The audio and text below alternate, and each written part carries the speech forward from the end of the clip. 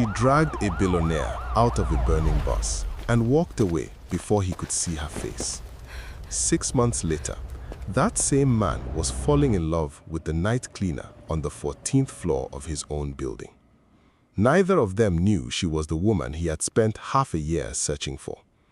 And she had a reason for keeping quiet, a reason that broke her heart every single night.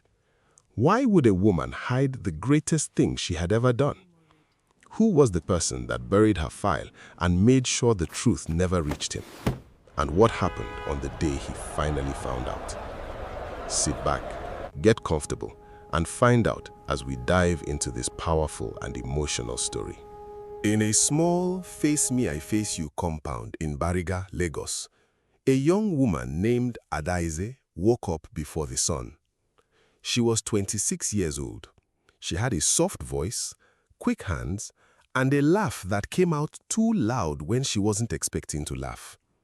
Her mother used to say her hands were not hands, they were gifts, that she could take a woman with rough, tired hair and turn her into a bride in 3 hours. Adaize was a hairdresser's apprentice. She had been at Mama Ronke's salon on Ikorodu Road for 4 years, and she was better than Mama Ronke now, and both of them knew it. She could do knotless braids that lasted 3 months. She could do a Ghana weave so tight and so clean that women came from Ikeja just for her hands. That morning, she was on the floor of her one room, plaiting her younger sister's hair. "Ogechi, keep your head down." "Auntie, it's paining me." "If I do it loose, it will scatter before Wednesday. Keep your head down." Ogechi was 16. She had her mother's forehead and her father's stubbornness, and she was in SS2 at a community school where the fees were 45,000 naira a term. Adaize paid that money. Adaize had been paying that money since she was 22 years old, since the night her mother closed her eyes in a general hospital ward and never opened them again. There was no one else. There was no uncle, no auntie, no rich cousin in America. There was Adaize and her 2 hands. She finished the last braid and rubbed a little oil into her sister's scalp. "Do you know why I do this?" she asked. "So that I can look fine. So that you can go to school looking like somebody who has a mother." Adaize tapped her shoulder. "Get up, you will be late." Ogechi stood, looked at herself in the small mirror nailed to the wall, and screamed with joy. Adaize laughed her too loud laugh. Then something happened that would matter very much later, though nobody watching that morning would have known. There was a loud crash outside, metal on metal. A generator had fallen off a wheelbarrow in the compound, and the sound went through the room like a gunshot. Ogechi jumped. Adaize did not jump. Adaize went very still, closed her eyes, and started to whisper. 10, 9, 8, 7. She counted her breaths slowly, all the way down to 1. Then she opened her eyes and breathed out. Ogechi was watching. "Auntie, you still do that thing." "Mommy taught me." "Why?" Adaize smiled, but it was a tired smile. "When we were small and there was thunder, she would hold me and count. She said fear cannot last more than 10 breaths. She said if you can count to 1, the fear has to wait for you." She picked up her bag. 10 breaths, she said. "That's all of us get." Then she went out to catch a bus. On the other side of Lagos, in a house in Ikoyi, with a gate that took 11 seconds to open, a man named Kelechi Uba was arguing with his head of security. Kelechi was 34. He was the chief executive of Uba Group, a company his father had started with 2 trucks and a borrowed name, and which now moved cargo, food, and building materials across 7 states. He had 1,100 staff. He had a photograph on the wall of his father standing beside a lorry with a cracked windscreen, and he looked at it every morning before he left the house. He was not a loud man. He did not go to parties. He wore the same 4 suits in rotation and drove himself when he could. 8 days ago, his convoy had been stopped on the Lagos-Ibadan Expressway by 4 men with rifles. One of his drivers had been shot in the thigh. Kelechi had spent 40 minutes lying on the floor of his own car, listening to men argue about how much he was worth before a police patrol scattered them. Nobody knew about it. He had paid the hospital bills quietly and told no one outside the company. Sir, I am telling you again, whoever gave them your route walks close to you. Until we find him, you must not be predictable. No convoy, no plate number they know. So what do you want me to do? Walk? For 2 weeks, sir. Move like a poor man. Nobody looks for you inside a danfo. Kelechi laughed. Then he stopped laughing because he was not joking. That is how the second richest man in that part of Lagos came to be standing at Ojota bus stop on a Tuesday afternoon, in a plain grey shirt with no watch on his wrist, holding 200 naira in his hand and waiting for a yellow bus like everybody else. He climbed in and took the back row. He was tired. He put his head against the window and the phone in his pocket, a plain black phone with a cracked case that he had used for 6 years and refused to change, pressed into his side. He fell asleep before the bus reached the second junction. Adaeze got on the same bus 20 minutes later. She sat in the middle row, on the aisle, beside a woman with a baby tied to her back and a small boy of about 5 on her lap. The boy kept staring at Adaeze's braids. Adaeze made a face at him. He hid in his mother's wrapper, then peeped out again, laughing. The bus crawled into the traffic before Ojota. Nothing was moving. The conductor hung out of the door shouting at a keke that had cut in front of them. Then Adaeze smelt it. Not smoke, fuel.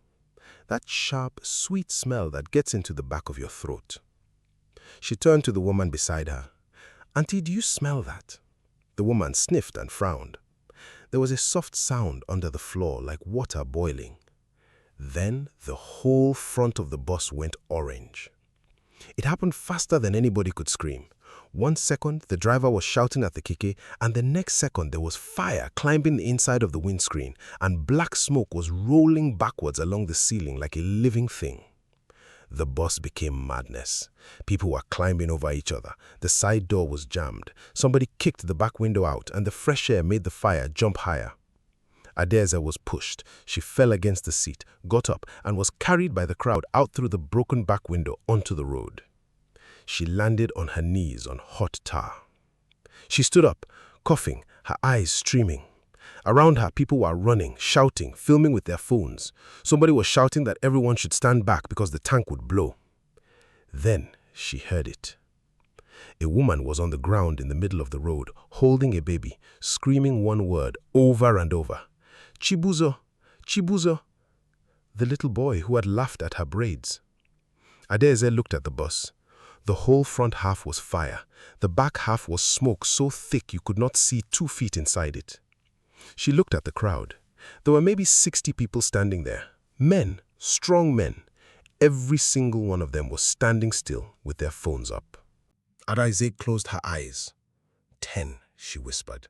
9, 8. She did not get to 7. She pulled her scarf off her head, poured the sachet of water she was still holding over it, tied it across her face, and went back through the broken window into the smoke. Inside, the heat pressed on her like a hand. She could not see. She went down onto her knees because her mother's voice from somewhere long ago said that under the smoke there is air. She crawled along the floor between the seat legs, filling with her hands. She found a shoe. She found a handbag. Then she found an ankle, and it moved. She grabbed the boy by both arms and dragged him backwards along the floor. He was screaming, which meant he was breathing, which meant she still had time. She got to the window, pushed him up and out, and hands took him from her. She fell out after him and lay on the road, coughing so hard she was sure something inside her had torn. The mother was on her knees over the boy, shaking, calling his name. Adaeze sat up, and through the smoke, she saw the back row of the bus, and she saw a man's shoulder against the window, and it was not moving. Somebody grabbed her arm. "Madame, don't try it, it's going to blow." She pulled her arm free. 10, she said out loud. 9, 8, 7. and she went back in. This time was worse. The fire had reached the middle of the bus. The plastic seats were dripping. She kept low, kept crawling, kept counting under her breath because if she stopped counting, she was going to stop moving. 6, 5, 4. She reached the back row. The man was slumped sideways, his head against the glass, blood on his temple where he had struck it. He was heavy. He was much bigger than her. She got both arms under his arms and pulled, and he did not move at all. 3, she said, and pulled again. 2. Above her, a section of the ceiling lining came down burning and landed across her right arm and hand. She heard herself scream. She smelled something she would smell in her sleep for the next 2 years. But she did not let go of him. She would think about that many times afterwards in the dark, and she would never be able to explain it. She did not let go of him. 1, she said, and she pulled. He came free. She dragged him along the floor, one arm around his chest, the other arm useless and screaming, her knees burning through her skirt. She got him to the window. 2 men had finally come forward. They took his shoulders and pulled him out, and then reached back and pulled her out too. Something small and hot fell from his pocket as they lifted him. It bounced on the floor of the bus and landed near her foot. Without thinking, without knowing why, she picked it up.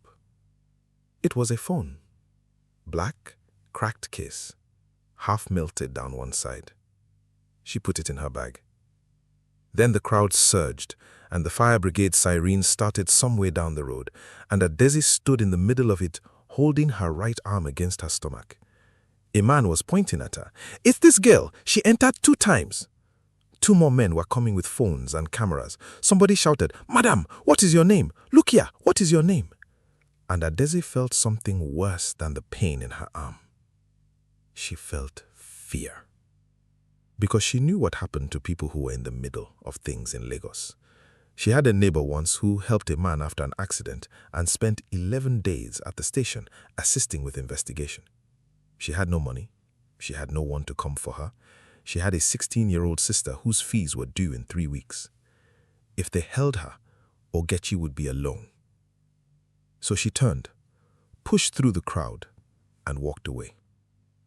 She walked with her burnt arm held against her stomach and her scarf still tied across her face. She walked past the fire trucks. She walked past the ambulance that was just arriving. She walked until the noise was behind her, and then she sat down on a gutter slab in a side street and shook for a very long time. She never gave anybody her name. The fire officer's report, filed the next day, said that the vehicle had been fully involved within 10 minutes. 10 minutes of air. That was all anybody in that bus ever had. Adeaze did not go to a hospital. She went home.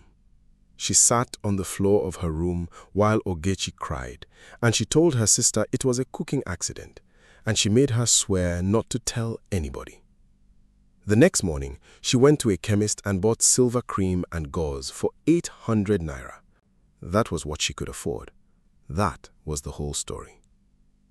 Nobody told her about the thing called contracture.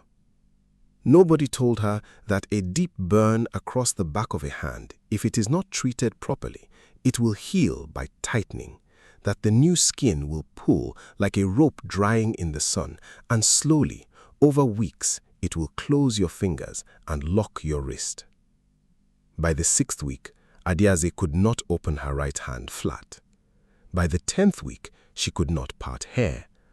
She sat in Mama Ronka's salon one afternoon with a customer waiting, and she picked up the comb and she looked at her own hand, and her hand would not do the thing it used to do 10,000 times before. She tried with her left hand. It took 40 minutes to do what used to take 8. The customer got up and left. Mama Ronke was not a wicked woman. She held Adeaze's face in both hands and cried with her, and gave her 15,000 naira and said, "My daughter, I cannot pay you for what you cannot do. God will bless you. Come back when your hand is better." Her hand was never going to be better. Not by itself. That is when Adeaze started walking. She walked into salons from Bariga to Yaba to Ikeja. She would talk first and they would like her. Everybody liked her. And then she would put her hands on the table and the conversation would change. Ah, sorry, what happened? Fire. Sorry. The thing is, our customers. Nobody said it directly. In 4 months, not one person said it directly. They said the shop was full. They said come back next month. One woman said, and Adaise remembered this one word for word, "My dear, people come here to feel fine. They don't want to sit down and be looking at that thing." She took the 15,000 naira and stretched it for 2 months. She sold the standing fan. She sold her mother's sewing machine, which she had sworn on her mother's grave she would never sell. Ogechi came home one day and found her sister sitting on the floor with the empty space where the machine used to be, and neither of them said anything at all. Adaise started washing floors. Offices mostly, night shifts because night shifts paid a little more and because nobody looked at your hands in the dark. She wore a long sleeve every day of her life, even in April heat, and she learned to hold a mop in a way that hid her right hand behind her body. And every night before she slept, she opened her bag and took out one thing. A black phone with a cracked case, half melted down one side. It would not turn on. She had tried 100 times. She had taken it to 2 repairers who both laughed at her. She did not know why she kept it. Or maybe she did, because on the days when the world looked at her arm and saw something ugly, she needed one object in the world that said, "This happened. You were there. You did something. It was real." She would hold the phone, and she would think about the man in the back row, and she would wonder if he had lived. She never found out. She was afraid to look. Kelechi Uba woke up 2 days after the fire in a private hospital in Lekki with a bandaged head, 1 cracked rib and a chest full of smoke. His doctors told him he had been pulled out of a burning vehicle. They told him he should not have survived. They told him that whoever brought him out had taken him through the smoke, not the flame, and that this was the only reason his lungs were still working. His head of security told him that no one knew who it was. He watched the news. He watched the phone footage that people had uploaded, shaking vertical videos of a burning bus and a screaming crowd. In one of them, for about 2 seconds, you could see a small figure with a scarf tied across her face going in through a broken window. 2 seconds. No face. Nothing. But Kelechi had one thing that was not on any video. He had been unconscious. He had been almost gone. And in that place between one thing and the other, he had heard a voice. A woman's voice, very close to his ear, and it was not screaming, and it was not praying. It was counting. 3, 2, 1. Calm, steady, like someone doing a job. He told the doctors about it, and they said it was normal for the brain to invent things. He told the security chief, and the man said nothing. But Kelechi knew. He was as certain of it as he was of his own name. He put out a reward, 10 million naira for the person who pulled him from that bus, no questions asked. And Lagos being Lagos, 431 people came forward. They came with burns from cooking accidents. They came with witnesses who have been paid 5,000 naira. They came with stories that changed 3 times in one conversation. One man brought his sister and swore, weeping, that she had done it, and it turned out she was in Abeokuta that week. It became a circus. It became an insult. Every day, more of them. And every day, Kelechi Uba sat with a hollow feeling in his chest, listening to people lie to his face about the best thing that had ever been done for him. After 2 months, his head of human resources came into his office and closed the door. Her name was Ijeoma Balogun. She was 36, elegant, extremely good at her job, and she had been with the company for 9 years. For 3 of those years, she had also been with Kelechi. She had helped him bury his father. She had sat with him in a hospital corridor at 4 a.m. when nobody else came. And then one evening, he told her gently and honestly that he loved her but not in the way she deserved, and she had smiled and said she understood, and she had come to work the next morning and done her job perfectly, and she had never once let him see what it did to her. She stood in front of his desk now. Kelechi, this reward is destroying you. You don't sleep. You see every one of them personally. It's making you sick. I have to find her. Then let me handle it. She put a folder on the table. I will screen every claim, every single one. If anybody comes with anything that matches, you will be the first to know. But you cannot keep sitting in a room while strangers cry crocodile tears at you. He looked at her, exhausted and grateful. You do that for me? I have done everything else for you, Ijoma said lightly. Why stop now? She smiled when she said it. He laughed and did not hear it. 4 months after the fire, Adaeze applied for a job. It was not sentimental. She did not know one single thing about the man from the back row of that bus. Not his name, not his face. She had never even properly seen his face. Only a shoulder and a jaw in the smoke. She applied because a woman she washed floors with told her that Uber Group was recruiting in-house cleaners on the island. 90,000 naira a month with a bus and health insurance. 90,000 naira was Ogechi's school fees and a bag of rice and something left over. She went for the interview in her best blouse, with sleeves down to her wrist, and she was excellent. The interviewer wrote, "Very good attitude, hard worker, recommend" at the bottom of her form. Then came the pre-employment medical. The doctor asked her to roll up her sleeve. She rolled it up. He was not unkind. He was just a man with a form.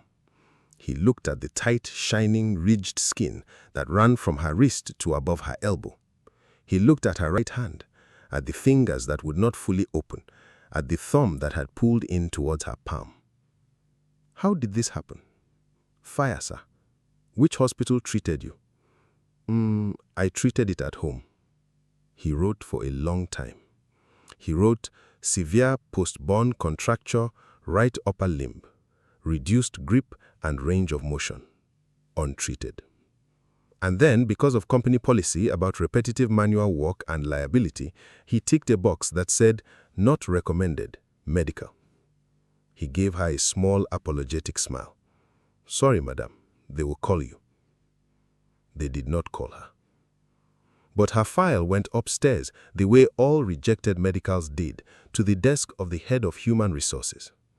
And Ijola Balogun, who had spent 4 months personally reading 431 fraudulent claims and who had built a mental picture of what a real one would look like, opened a routine rejection file on a Tuesday morning and stopped breathing. Female, 26. Burn injury, right arm and hand. Untreated at home. She turned the page.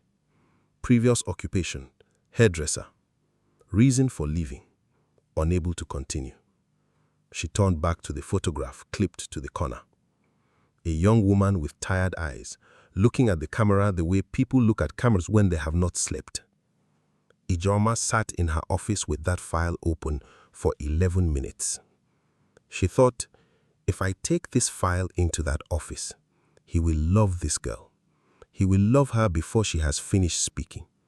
I have known him for 9 years and I know exactly what he will do. And then Ijoma Balogun did the one wrong thing she would ever do in her life. She closed the file, wrote no match, rejected, across the front of it in her own handwriting, and put it in the archive box with the other 431. Then she went to a meeting and was, as always, excellent. 3 weeks later, Adaeze got a job with Bright Path Facility Services, a contract cleaning outfit that serviced 8 buildings on Victoria Island. She was posted to a tower on Akin Adesola Street. Nights, 7 p.m. to 3 a.m. She cleaned floors 10 to 15. She never once thought about the name on the building. Cleaners don't. You go in through the service entrance, you sign a book, you take the goods lift, and the name on the front is nothing to do with you. The name on the front was Uber Group. For the first 2 weeks, she saw nobody. The floors emptied by 8. She worked in the enormous silence of an empty office building, and she liked it, and sometimes she talked to herself.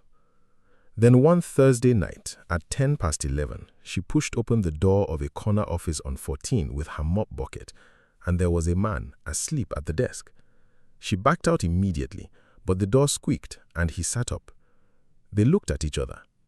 He was in a white shirt with the sleeves rolled up. There was a scar on the side of his head near the hairline. He looked like a man who had been at a desk for 16 hours. "Sorry, sir," Adaeze said. "I'll come back." No, please, I'm the one disturbing you." He rubbed his face. "What time is it?" 11, sir." "Ah." He looked at the window, at the lights of Lagos below. "I've been here since 7 this morning." "That is not good, sir." He laughed, a short, surprised sound, like a man who had forgotten he could laugh. "No, it isn't." He stood up, gathered his things, and left. At the door, he turned around. "Sorry, I didn't ask your name." "Adaeze." "Kelechi." And that was all. That was the whole of it. He did not know her, and she did not know him, and neither of them felt anything except that it had been a pleasant 30 seconds in a long day. But he was there again the following Thursday, and the one after that. By the 5th week, they had a routine. She would knock, he would say, "Come in." She would clean around him while he worked, and they would talk about nothing, about traffic, about the price of tomatoes, about a leaking pipe on 12 that nobody would fix. By the 8th week, he had started staying late on purpose. He did not admit that to himself for a long time. Here is what Kelechi Uba noticed about the night cleaner on the 14th floor. She always wore long sleeves, even when the air conditioning was off and the building was like an oven. She held the mop in a strange way, with her left hand doing all the work. She kept her right hand behind her body when she talked. And when he asked her a question about herself, she answered it in the shortest possible number of words and asked him one back. Here is what else he noticed. She was the only person in that entire building who spoke to him like a human being. Everyone else on that floor had spent years learning how to speak to Kelechi Uba. Adaeze had no idea who he was. She assumed he was a senior manager who worked too hard, and so she told him plainly that he was ruining his health, that he needed to eat, that a man who sleeps at a desk will have back problems at 40. She told him a joke about her landlord that made him laugh so hard he had to put his head down on the table. One Thursday, he brought 2 plates of jollof rice from a place in Lekki and put one on the desk without saying anything. "Sir, I can't." "It's rice, Adaeze. It's not a bribe." She ate. He watched her hold the fork in her left hand and said nothing about it then or ever. They talked for 2 hours that night. She told him about her sister, about the fees, about her mother's sewing machine and how she was going to buy it back one day. She did not tell him about the fire. He told him about his father and the 2 lorries and the cracked windscreen photograph. He did not tell him his surname. He walked her to the service entrance at 3 a.m., which no manager in the history of that building had ever done, and stood there while she signed the book. And Adaeze walked home along Akina Desola at 3 in the morning with her heart doing something it had not done in years. And she said out loud to nobody, "Adaeze, be serious." But she wasn't. She hadn't been serious for weeks. Then came the Thursday that broke it. She was mopping the corridor outside a conference room. The door was open a few inches. Inside, Kelechi was sitting with an older man, a board member she assumed, and a bottle of water between them. She wasn't listening, and then she was. 6 months, Kelechi. You have to stop." "I'm not stopping." "There is no one to find. You were unconscious. The doctors told you." "I heard her." Adaeze's mop went still on the floor. "I heard her," Kelechi said again, quieter. "I was gone. I was completely gone. And there was a woman's voice right here." He touched the side of his head. "And she wasn't screaming, and she wasn't praying. She was counting backwards. 3, 2, 1. And then I was outside on the road." The older man said something Adaeze did not hear. "Because I want to look at her face. That's all." Everybody in that crowd had a phone in their hand, 60 people, and one person put down whatever she was carrying and went into a burning bus for a man she had never met in her life. Twice. She went in twice, Chief. There's a boy alive in Ojata because of the first time, and I'm alive because of the second. His voice cracked, just slightly. I'm not going to spend my life not knowing her name. Out in the corridor, Adeaze stood absolutely still with both hands on a mop handle. The building was very quiet. She looked down the corridor at the wall, at the huge steel letters she had walked past 90 times without reading. Uber Group. And then finally, at the framed portrait beside the lift, the one she had cleaned the glass of twice a week for 4 months. Kelechi Uba, Chief Executive Officer. Her legs went. She got herself into the stairwell before anyone saw her, and she sat down on the concrete step in the dark and put both hands over her mouth. Now, and this is the part of the story that matters most, ask yourself what you would have done. Because Adeaze sat on that step for 40 minutes and she thought about it properly, the way people do when the whole of their life is standing on one decision. She could go back through that door right now and say 4 words. It was me. I counted. And everything would change. 10 million naira, Ogechi's school fees for the rest of her life, her hand maybe if a doctor could still do something. And him looking at her the way he looked at that empty chair when he said, I'm not going to spend my life not knowing her name. And then she thought about the other thing. She thought 400 people have already come to him with lies. She had heard the cleaners talking about it months ago, laughing about it, the woman who burned her own leg with a pressing iron to try and claim it. And she thought, I applied to this company. I was rejected. Then I came in through the back door with a contract firm. Then I got close to him. Then, only then, after he fed me and walked me to the gate and told me about his father, do I stand up and say, oh, by the way, it was me. There was not one person in Lagos who would believe that. Not one. Not even him. Not deep down. Not at 3 in the morning. Not for the rest of his life. There would always be a small, cold voice in that man asking whether she had planned it. The one beautiful thing she had ever done would become the thing everyone thought she was using. Adeaze put her forehead on her knees. She whispered, 10, 9, 8. She got to 1. Then she stood up, picked up her mop, and went back to work. She did not tell him. Ijeoma Balogun kept Kelechi Uba's diary, which meant that Ijeoma Balogun knew before anybody else in that building that the CEO had stayed past 10 on 9 consecutive Thursdays, that he had cancelled a dinner in Ikoyi to do it, and that on the last one, the service entrance log showed him signing out at 3:04 a.m. She pulled the CCTV. She did not enjoy it. She sat in her office on a Saturday morning and watched a grainy black and white recording of a man she had loved for 9 years walking a cleaning woman to a door and standing there with his hands in his pockets, smiling like a boy.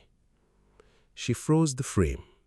She zoomed in, and she saw the woman turn to wave and the sleeve of her overall ride up and the tight, shining, unmistakable skin on the right forearm.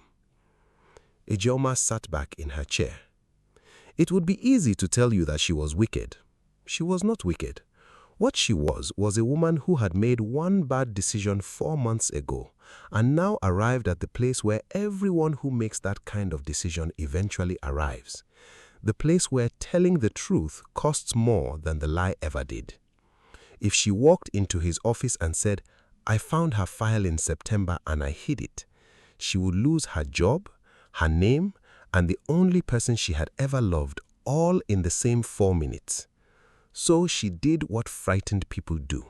She went to find a way to make Adeaze the guilty one.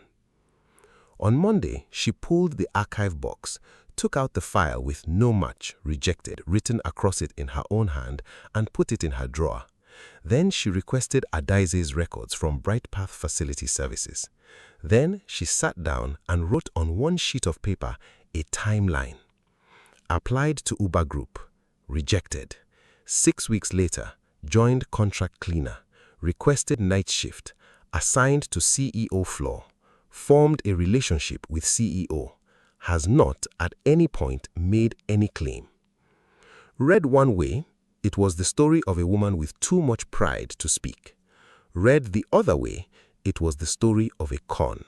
She made sure it would be read the second way. She waited 11 days. Then she went into his office on a Thursday afternoon with the file and she said, "Kelechi, sit down. I am so sorry." She told him she had found something during a routine security review. She told him the cleaner on 14 had applied to Uber Group in September and been turned away. She told him the woman had come back through a contractor, requested the CEO's floor, which was a lie, and the only outright lie Ijeoma told that day. And she knew it as it left her mouth, and she had been alone with him 9 nights in a row. Kelechi said, "So?" Ijeoma put the file on the desk and opened it to the medical report. She said, "Burn scars, right arm and hand." The silence in that room went on for a long time. Ijeoma said, "She's been in this building for 4 months. She has washed the floor outside your office. She has eaten your food. She has never said one word to you about a fire." She let that sit. Either it wasn't her, or it was her, and she has been waiting for the right moment. Kelechi did not move. "Waiting for what?"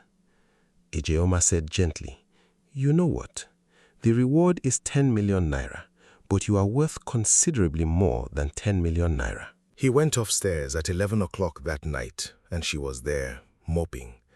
And she looked up and smiled at him, and the smile fell off her face in about a second and a half because she saw his.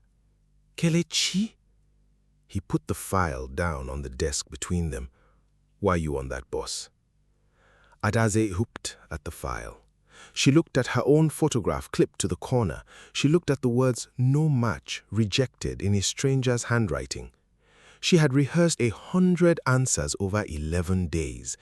She used none of them. "Yes," she said. 4 months. His voice was not loud. That was the worst part. 4 months, Adaze. "If I had told you, you would have thought. You would have thought what?" And now it was loud. "You would have thought what? That the woman who saved my life had found me? That's what I've been asking God for every day for 6 months. "You would have thought I planned it," she shouted back at him. "Say it's not true. You are standing there right now with a file in your hand, and you are already thinking it. Look at your face.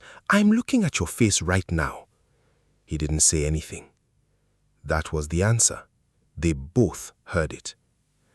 Adaze wiped her eyes with the back of her left hand. "I have never asked you for 1 naira. In 4 months, not one." "Then prove it was you." She stared at him.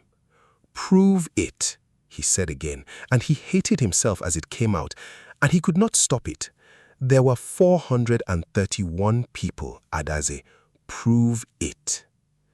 And Adaze, who had no photographs, no hospital record, no witness, no name in any newspaper, who had walked away from that road with her arm burning because she was frightened of a police station, who had only one single object in the entire world that connected her to that afternoon and had never once mentioned it to him because she had never once wanted anything from him. She stood in that office and made a decision. She said, "No." Adaze, "No." She put the mop against the wall. "I am not going to stand here and beg you to believe me. You have known me for 4 months. Either you know what kind of person I am or you don't." She picked up her bag. "I hope your head is better. The scar has healed well." She walked out. She stopped at the door without turning around. 10 breaths, she said. "If I had spent 1 more second thinking about it, you would be dead." And she left. Bright Path terminated her contract by SMS the next morning. Client request, do not report. That was the end of it. For 6 weeks, nothing. She did not get another posting. She heard through the woman who had told her about the job in the first place that the word going around the agencies was that 1, they say she was disturbing a big man at her last place. 6 words. That is all it takes to finish somebody in Lagos. They fell behind on rent. Then the landlord came. Then Ogechi's school sent the letter about the outstanding balance. And the balance was 131,000 naira. And the WAEC registration deadline was in 9 days. And if Ogechi missed WAEC, she would lose the whole year. Adeze sold everything sellable in that room. It came to 31,000 naira. On a Tuesday evening, she sat on the floor of an almost empty room with her bag in her lap and took out the last thing she owned. A black phone with a cracked case, half melted down one side. She had carried it 11 months. She had held it on nights when she could not remember why she was alive. She held it now with both hands, the good one and the bad one, and she cried the way you cry when there is no one in the room. "I'm sorry," she said to it. Then she got up and took a bus to Alaba. The scrap dealer at the electronics market was a young man called Sunday, with a stall the size of a wardrobe and 3 buckets of dead phones on the floor. He turned it over twice. Water damage, fire. He made a face. The board is probably finished. Please, anything. He gave her 8,000 naira. She thanked him properly with both hands, and she got as far as the end of the row before she had to stop and hold on to a pole. 8,000 naira. That was what the best thing she had ever done was worth in the end. She went home and put the money in an envelope with the 31,000 and started calculating who else she could beg. Sunday, the scrap dealer, did not sell that phone for parts. He kept it because he was 23 years old and he liked a challenge, and because the case was an old model that people paid strange money for. On Saturday afternoon, he took the board out, cleaned the corrosion off with alcohol and a toothbrush, soldered a jumper across a dead track and hooked it to a bench supply. The screen was dead, but the board came alive. It stayed alive for about 40 seconds, long enough to boot, long enough in a market in Alaba on a Saturday afternoon to reach for a network.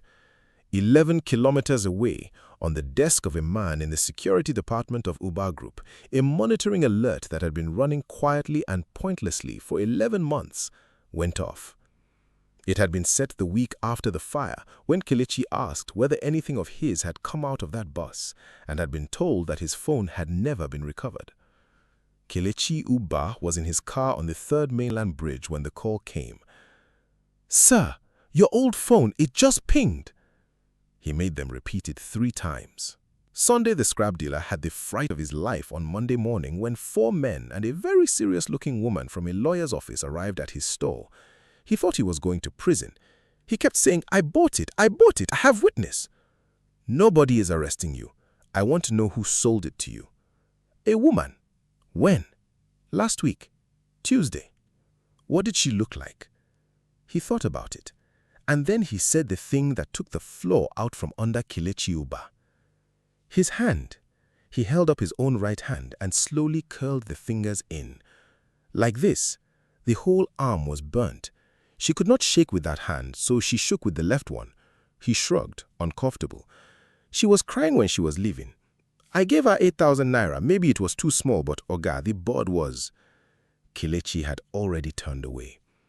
He walked out of that market and stood in the sun between the stalls, holding a molten phone that he had carried in his pocket for 6 years, and he understood all at once and completely what she had been holding on to for 11 months and what it had cost her to let go of it, and what he had said to her in that office.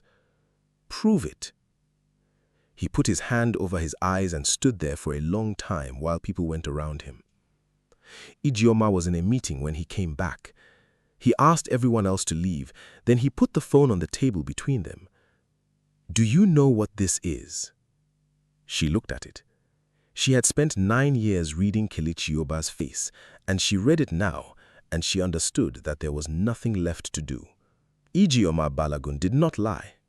That is worth saying, because it is the only good thing left to say about her in this story, and it is not a small thing. She said, yes. Then she opened her bag, took out a folded sheet of paper, the timeline, the one she had written in her own handwriting, and she put it beside the phone. I found her file in September, before you had ever met her. I read it and I knew, and I put no match on it, and I put it in a box. He did not say anything at all. I have asked myself every day since then why I did it, and I want to give you a good answer, and I don't have one. She was going to walk in here and you were going to look at her the way you never once looked at me. That's it. That's the whole reason. 9 years, and that's the whole reason. She stood up and put her ID card on the table beside the paper. At the door, she stopped. Kelechi, she never asked you for anything. Not 1 naira. I checked. I checked because I wanted to find something and there was nothing to find. Her voice finally went. That girl is better than both of us. It took 2 days to find the compound in Bariga because Adaeze had never given anyone her address. She was outside on a stool, washing clothes in a basin with one hand. She looked up and saw a man standing at the gate of the compound, and she did not stand up, and she did not smile. "You shouldn't have come here," she said. "I know. Please go." "Adaeze," she said, "please go." Her voice was shaking. "I have nothing left for you to take." Kelechi Uba came into that compound in front of 6 neighbors and a goat, and he knelt down on the wet concrete beside a basin of washing. He took the phone out of his pocket and put it on the ground where she could see it. Adaeze looked at it. Then she put her wet hands over her face. "I only sold it because of Ogechi's wife. I kept it for 11 months. I kept it for 11 months and I know." "You said prove it." She was crying properly now, furious, the way you cry when you have been holding something for so long. "Do you know what I had? I had that phone and I had my arm. That's all. That's all I had, and you said prove it. And I threw the phone away for 8,000 naira. I know. Adaeze, I know." He was crying too, which the neighbors discussed for the next 2 years. "I don't want it," she said. "The money. I never wanted it. I want you to understand that." "I understand it. I have always understood it. I said a terrible thing to you because I was afraid, and I have thought about it every hour since." She wiped her face with her wrist. And then Kelechi Uba, still kneeling on wet concrete, asked her for one thing. "Will you count for me?"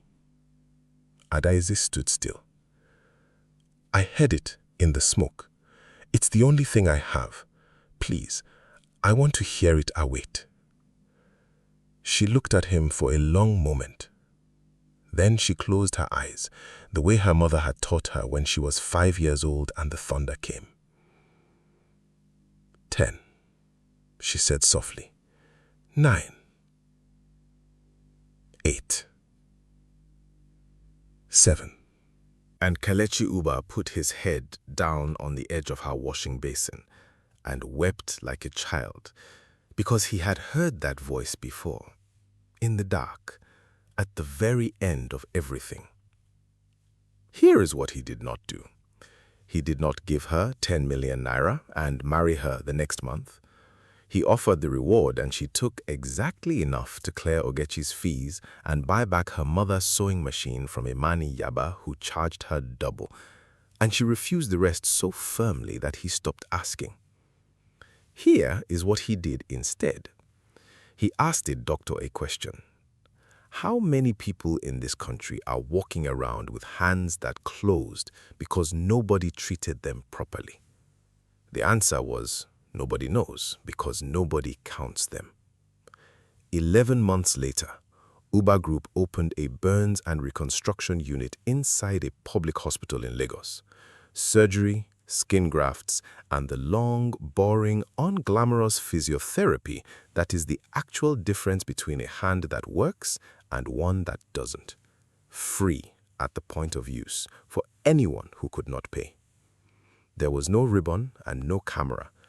He put his father's photograph on the wall of the reception, the one with the cracked windscreen. Adaeze had 3 surgeries in that unit.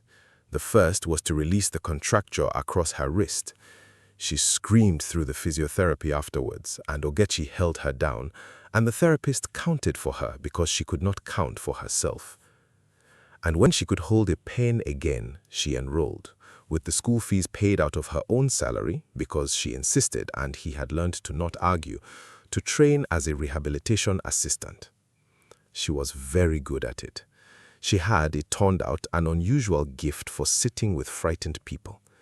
She was the one who told them on the first day, every time, the same thing. 10 breaths. Fear cannot last more than 10 breaths. If you can count down to 1, the fear has to wait for you. One afternoon, a woman came into that unit with a boy of about 7, holding his hand, looking for the physiotherapy department. She stopped dead in the corridor. She looked at Adaeze for a long moment. Then she started to shake, and she said, "It's you, Chibuzo. It's the auntie." And the boy, who did not remember any of it, said good afternoon politely and asked whether there was air conditioning. Her mother sat down on the floor of that corridor and could not get up for some time. He asked her on a Thursday. He chose a Thursday on purpose, and she knew why the moment he walked in, and she pretended not to. It was in the physiotherapy room of the burns unit after the last patient had gone home. She was still in her work uniform with her ID card round her neck, packing away the hand weights. Kelechi put something on the table. A black phone with a cracked case, half melted down one side. Adaeze stopped moving. "You carried this for 11 months. You slept with it. You sold it for 8,000 naira to keep your sister in school, and you never once brought it to me and asked me for anything." He looked at her. "I have been trying for 2 years to think of something I could give you that would be worth that, and there is nothing. There is nothing in my whole life that is worth that.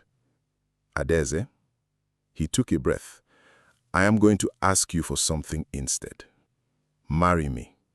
Adaeze, please, marry me." She did not answer. Instead, she came round the table and she lifted her right arm, the marked one, the wide, shining band from wrist to elbow that she had long ago stopped holding under sleeves, and she held out her hand to him. And she opened it. All 5 fingers, flat and steady, for the first time since a burning bus in Ojota. "Take it," she said. He took it. And she gripped him, hard, with her whole strength, the way she had gripped him under both arms in the smoke, and she did not let go. "You once told me to prove it," she whispered. "This is what I had, all along. This is what I had." This story teaches us something we should never forget.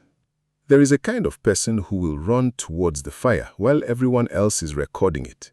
They are usually not rich, they are usually not celebrated, and very often the thing they did in 10 seconds costs them the next 10 years of their life, while the people they saved sleep peacefully, never knowing their names. Adaeze did not lose her hand because of the fire.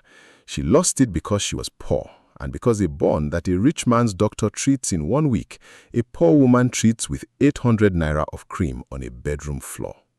That is the real injustice in this story, and it is not fiction. And notice this too. She never sold what she did, not for 10 million naira, not to save her own name, not even when the man she loved stood in front of her and asked her to prove it. Because the moment you sell a kindness, it stops being a kindness and becomes a transaction. Some people go through their whole life waiting to be thanked. The best ones never wait at all. So, tell me, what would you have done in that stairwell? Would you have spoken up, or would you have kept quiet like Adeze? And do you think Ijeoma deserved forgiveness for what she did? Please share your thoughts in the comment section below. I read every single one, and I would truly love to know where you stand. And don't go far, there is another powerful story coming your way in just a few days, and trust me, this next one will shake you. So please subscribe to this channel, turn on the notification bell, and you will be the first to know the moment it drops. If this story touched you, hit the like button and share it with someone who needs to hear it today. Thank you so much for watching all the way to the end. I appreciate you deeply. Until next time, count your 10 breaths and stay kind.